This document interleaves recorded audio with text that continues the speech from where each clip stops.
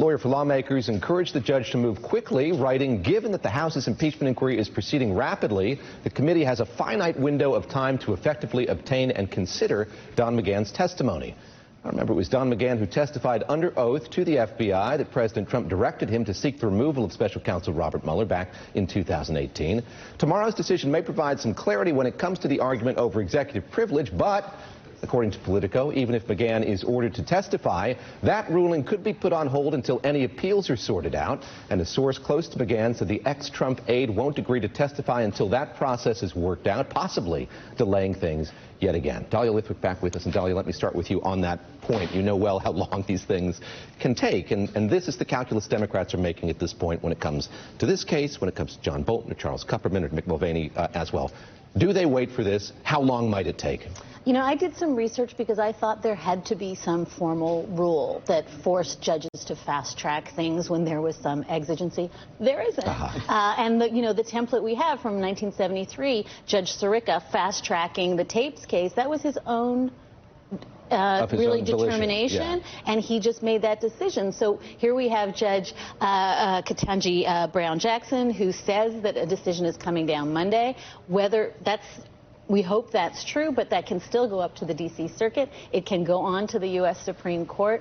So I think that the House Dems have just made the determination not only that they're not going to sit around and wait, but that, in fact, they're going to assume that these are acts that are obstructing their inquiry. They are going to draw the inference that this is them being blocked. David Jolly, how important is this testimony? You've got Donald J. McGahn II back at Jones Day, back at his law firm, heading the practice that he headed before. Yeah. I mean, he hasn't espoused the eagerness to testify or teased that in the way that John Bolton's attorney has. Yeah, look, it's important, but we have in the Mueller report the three elements of obstruction of justice. They involve McGahn under oath, testifying, giving testimony to Mueller. So we have the underlying charge already satisfied. It's very important to understand the baseline argument the White House is making here. This is not about executive privilege.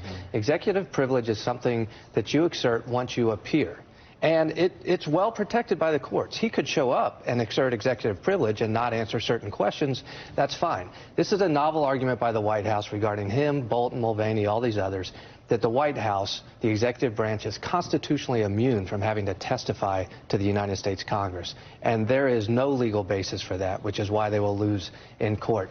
Here's where I think Democrats face an important decision, strategy moment.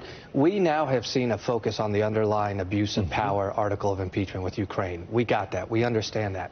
Don't make the obstruction charge just ancillary to that. Focus the nation's attention for a couple weeks on obstruction. What I mean by that is Schiff should say, we're moving articles to judiciary on December 15th. We want these witnesses. If you don't appear, you're going to be censured by the U.S. House. On December 15th, if they haven't appeared, have the whole House censure these members, and then Schiff can move an obstruction article to judiciary over the White House impeding Mulvaney, Pompeo, McGahn, and others. But make the obstruction article on parity with the abuse of office, not just ancillary. What have you react to that? I mean, the word censure is being thrown about a lot more, I've noticed in these recent days. Yeah, and I think that it's important that censure not be the end of the line, which I think some people have been arguing that, well, maybe they won't do impeachment after all, that they'll just actually just censor the president and everyone who's refusing to testify.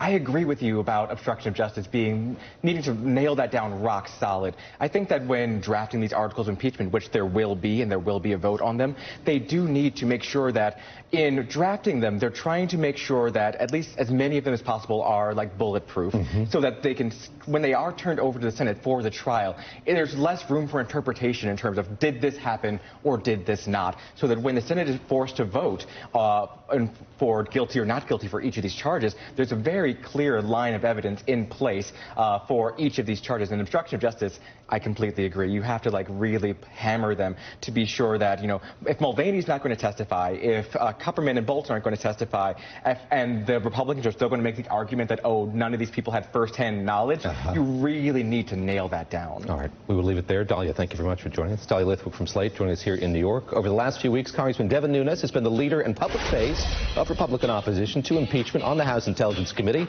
As we discussed, he now may be the subject of that investigation as well. All that's helped a handful of candidates trying to unseat him. One of them is going to join us next. Phil Arbaio is joining us from